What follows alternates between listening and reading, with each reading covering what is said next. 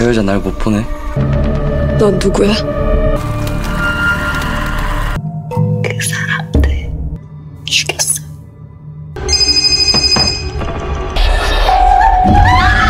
죽여줄까?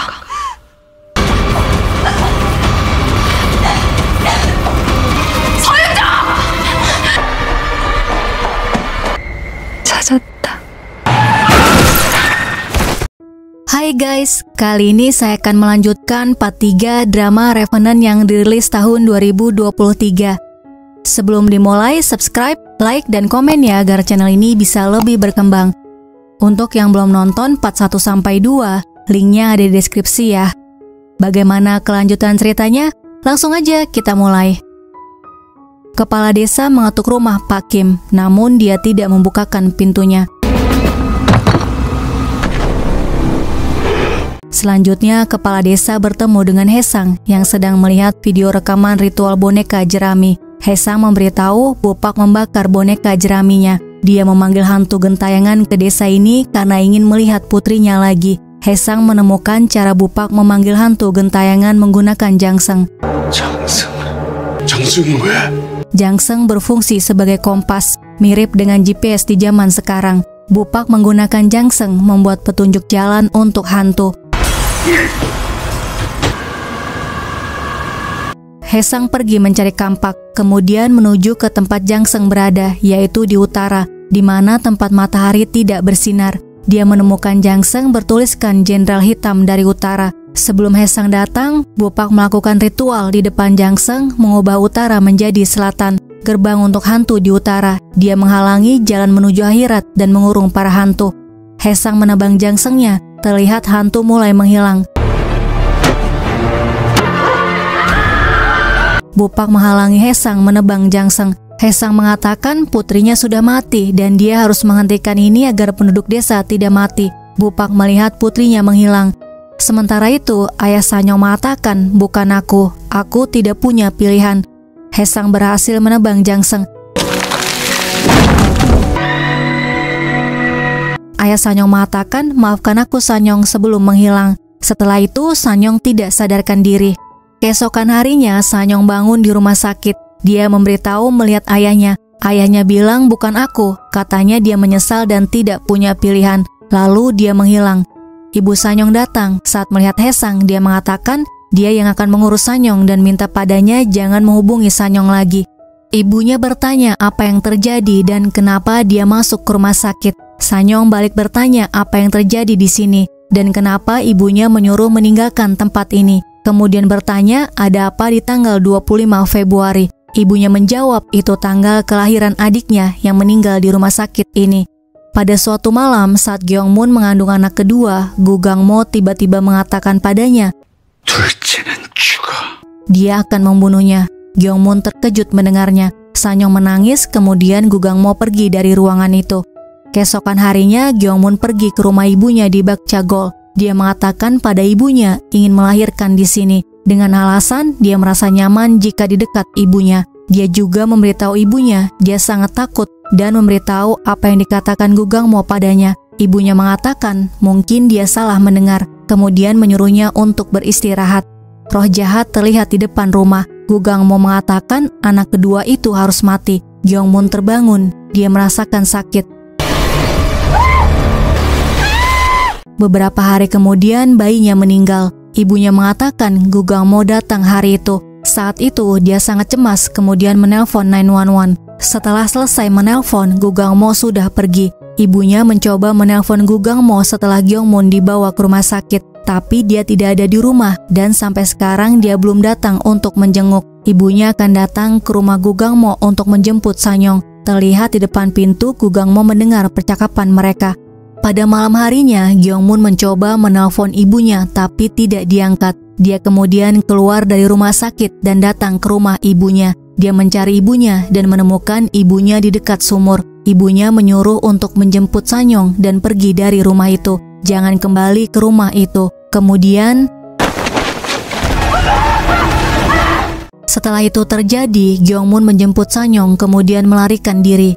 Gyeongmun dan Sanyong kembali ke Seoul. Sanyong menyadari ayahnya dirasuki oleh roh jahat yang merasukinya. Sementara itu, Haesang datang ke rumah mertua Gugangmo dengan kepala desa. Kepala desa memberitahu mertua Gugangmo mengakhiri hidupnya sendiri di sini. Kepala desa kemudian bertanya kenapa ada tali jerami di sini. Haesang mengamati rumah itu. Dia bertanya-tanya kenapa dan bagaimana bisa Gugangmo dirasuki oleh roh jahat. Apa yang terjadi pada Gugangmo?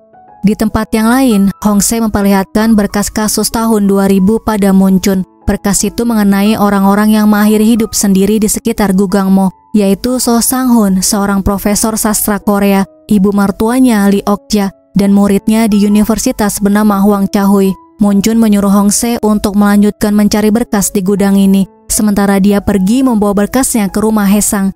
Di rumah, Sanyong minta ibunya untuk memberitahu mengenai ayahnya. Ibunya mengatakan ayahnya pendengar yang sangat baik. Kembali ke tahun 1998, mereka bertemu pertama kalinya di balai kota. Ibunya bekerja di balai kota. Ayahnya datang meminta bantuan untuk melakukan survei lokal. Dia mendengarkan kisah masa lalu para orang tua yang dianggap membosankan dan semua kisah yang ibunya ketahui.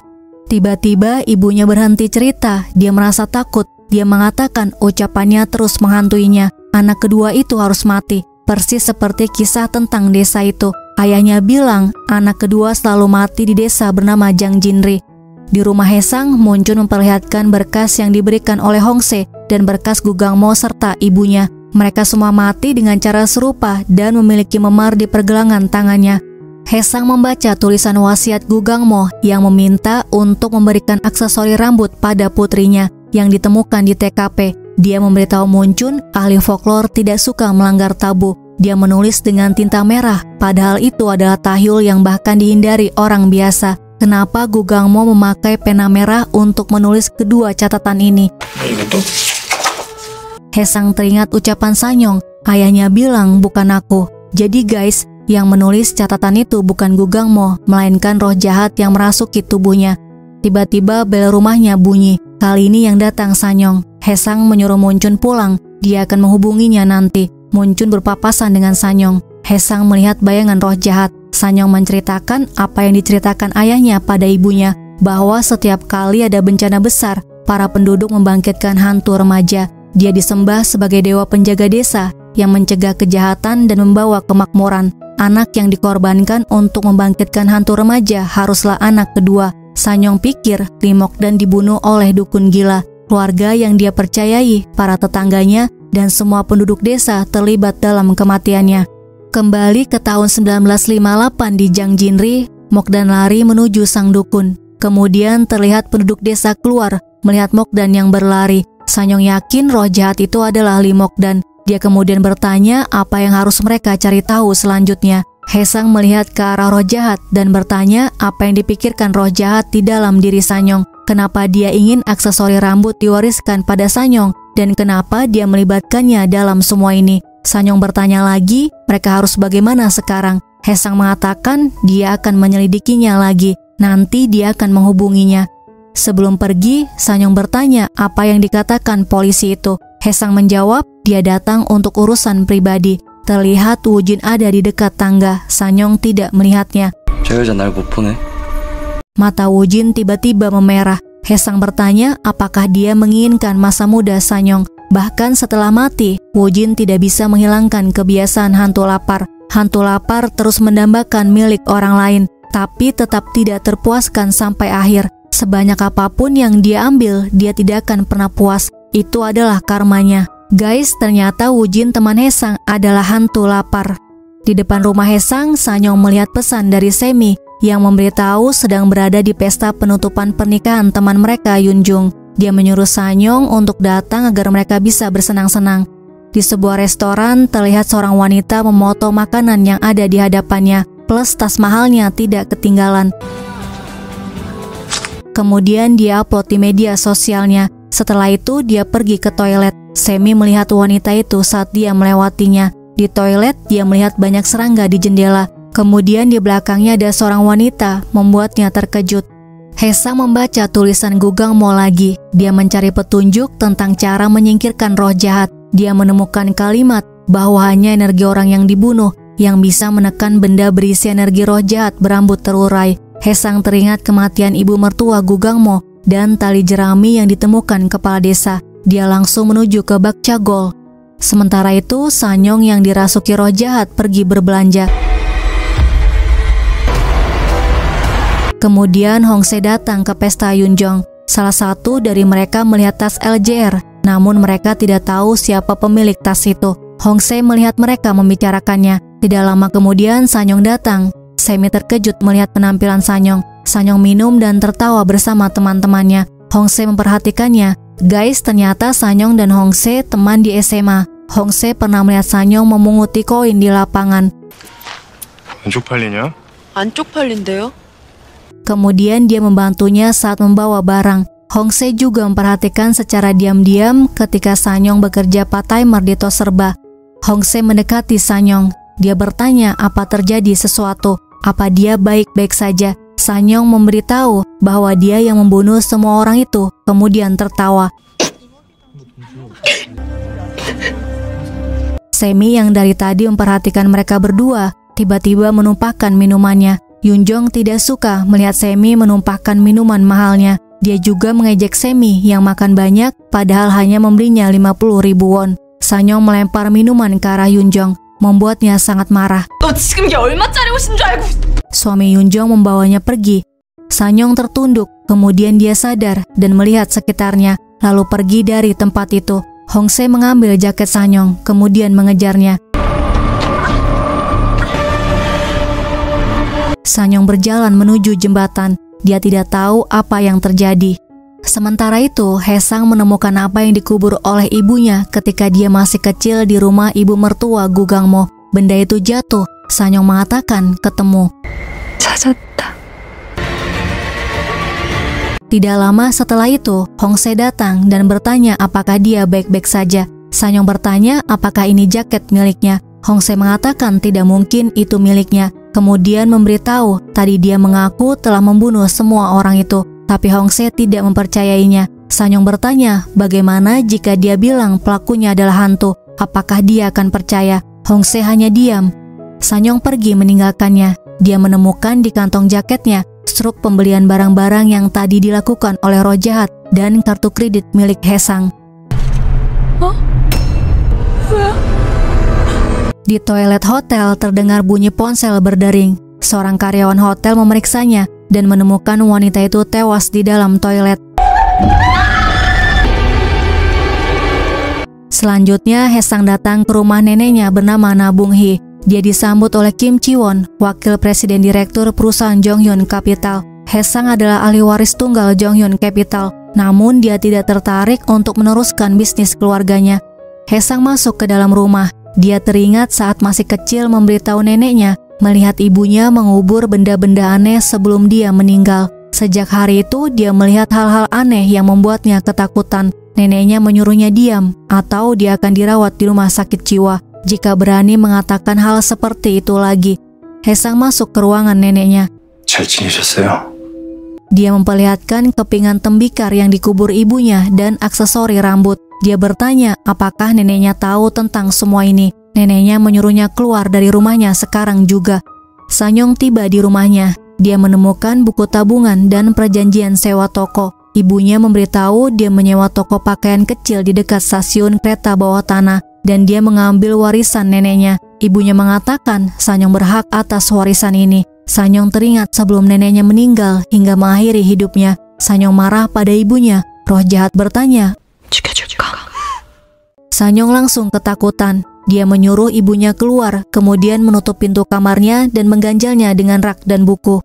Keesokan harinya, Sanyong datang ke rumah Haesang. Dia mengembalikan kartunya, kemudian minta maaf. Haesang mengecek ponselnya. Dia melihat pesan jumlah uang yang dipakai oleh Sanyong. Sanyong mengembalikan uang 5 juta won yang dia pinjam dan uang yang dia habiskan kemarin. Haesang bertanya dari mana dia mendapatkan uangnya dan apa yang terjadi kemarin. Sanyong menjawab tidak ada yang terjadi, kemudian dia pergi. Sementara itu, Na Bung-hee menyuruh Chi-won menyelidiki Haesang.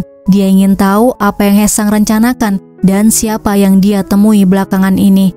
Di kantor polisi, Munchun marah pada Hongse karena mengabaikan permintaannya untuk mencari petunjuk di gudang dan membiarkan pintu gudangnya tidak terkunci ketika meninggalkannya. Padahal itu bukan kepolisian sektor mereka. Hong-se minta maaf, dia tidak sengaja melakukannya. Dia harus bergegas karena sudah ada janji. Moon-jun mengatakan detektif harus mengabdikan diri pada pekerjaan. Hong-se membalas dia sudah tidur di sini dan bekerja seperti anjing. Menurutnya sikap Moon-jun kelewatan. Moon-jun yang masih kesal memilih untuk mencari petunjuk sendiri di gudang.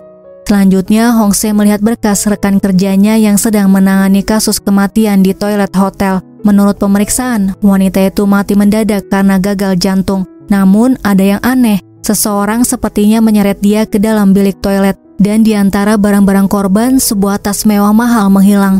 Hong-se ingat melihat tas ini di meja di acara pesta Yunjong. Temannya bertanya apakah dia melihat hal mencurigakan kemarin saat di bar anggur yang dekat dengan TKP. Hong-se menjawab tidak, kemudian pergi meninggalkan rekan kerjanya. Hanya Hong-se yang tahu petunjuknya. Dia akan memecahkan kasus ini. Sementara itu, Sanyong memutuskan untuk tinggal sendiri di rumah neneknya. Dia menangis, merasa tidak pantas menerima uang warisan dari neneknya. Setelah itu, Sanyong merapikan dan membersihkan rumahnya.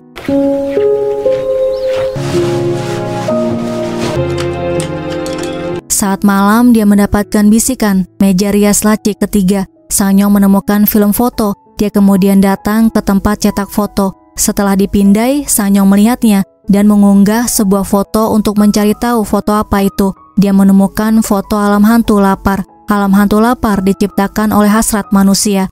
Di rumah Semi, dia melihat noda minuman di bajunya tidak bisa hilang. Padahal dia ada wawancara 2 hari lagi dan tidak memiliki kemeja cadangan. Semi memutuskan untuk meminjam kemeja pada Yunjong. Terlihat tas mewah mahal wanita yang meninggal itu ada di kamar Semi. Sementara Haesang menelusuri jejak pemakaian kartu kredit yang dipakai Sanyong. Di dalam hotel, dia melihat polisi keluar dari toilet. Haesang memeriksa ke dalam.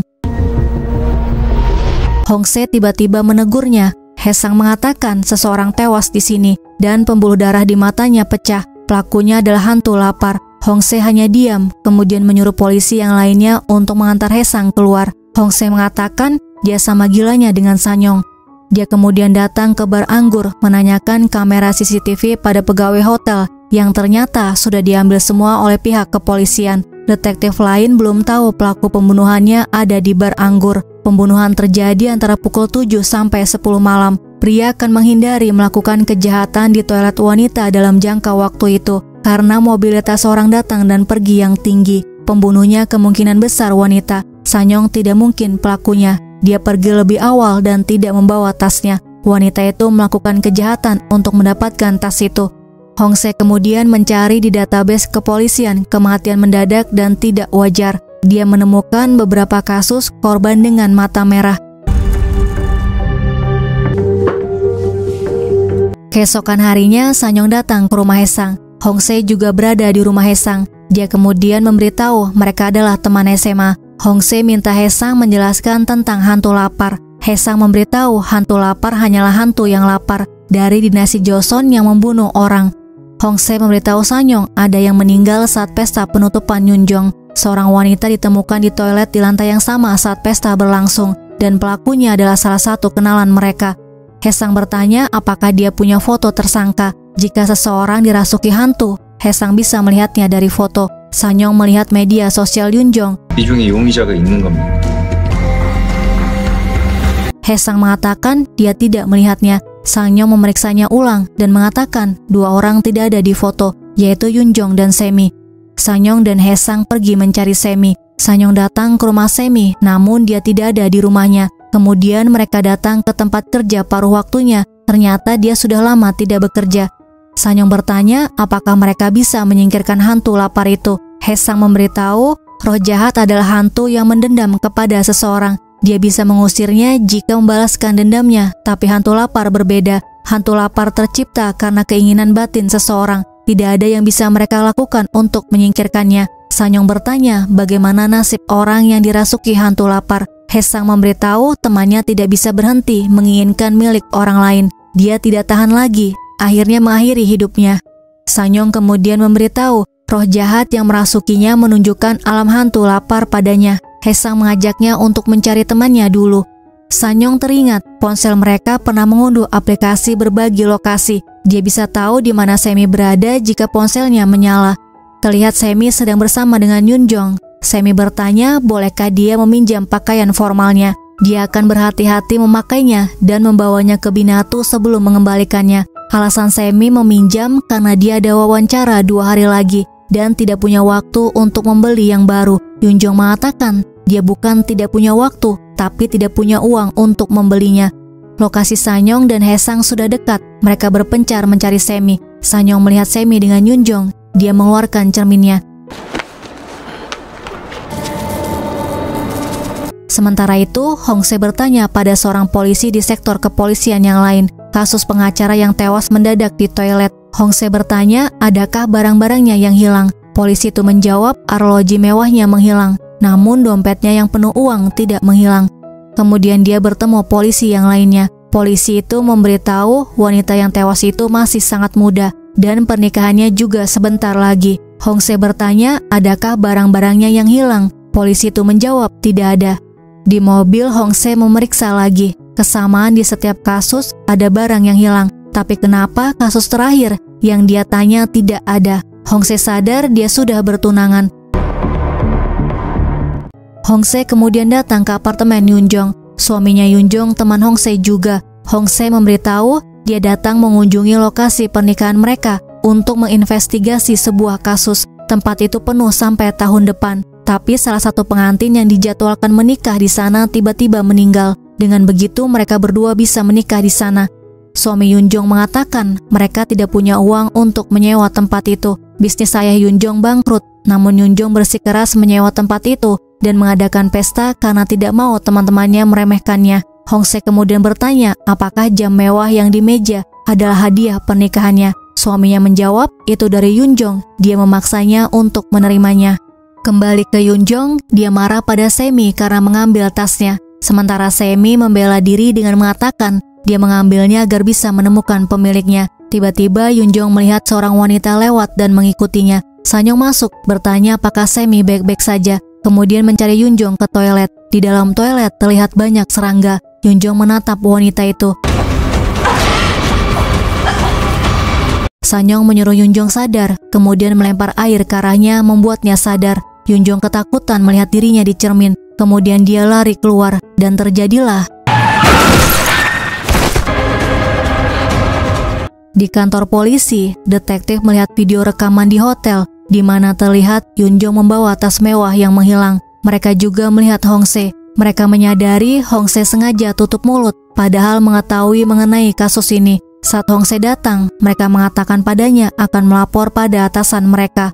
Di rumah sakit, Yunjong dirawat. Dia selamat dari kecelakaan itu. Haesang mengatakan, hantu lapar mencari orang yang seputus asa mereka dan merasuki orang itu. Sanyong mengatakan, mereka semua punya keinginan. Mereka ingin hidup lebih nyaman dan bahagia. Dia kemudian memberitahu memakai kartu kreditnya untuk membeli pakaian bagus. Dia bersikap masa bodoh dan bersenang-senang malam itu. Roh jahat bilang dia memuaskan keinginannya sendiri. Saat itu dia bisa yakin mengatakan dia tidak punya keinginan semacam itu. Tapi ternyata dia malah menerima warisan neneknya. Jumlahnya jauh melampaui bayangannya. Saat itulah dia sadar bahwa inilah yang sudah lama dia inginkan. Inilah dirinya yang sebenarnya. Haesang sudah pernah bilang roh jahat akan memanfaatkan kelemahannya. Dia tidak perlu terlibat. Mulai sekarang Haesang akan menangkap roh jahat itu sendiri.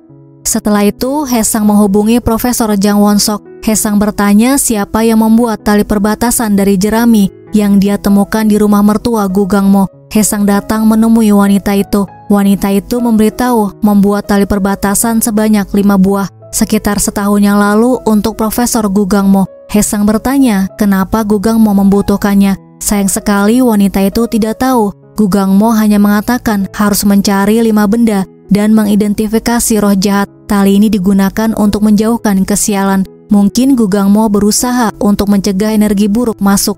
Haesang kemudian bertanya apakah dia pernah membuat tali ini untuk wanita yang ada di foto. Dia membenarkan dia membuat 5 buah untuk wanita ini. Sementara Sanyong mengambil foto yang sudah dicetak. Sanyong melihat foto seorang pria dan pernah melihatnya di rumah Haesang. Dia kemudian datang ke rumah Haesang. Woo-jin membuka pintunya.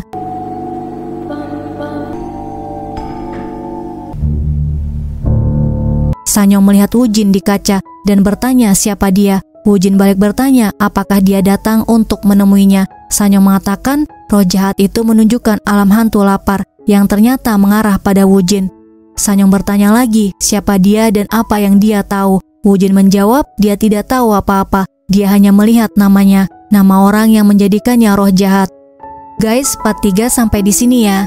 Terima kasih sudah melihat video ini, sampai jumpa di video selanjutnya.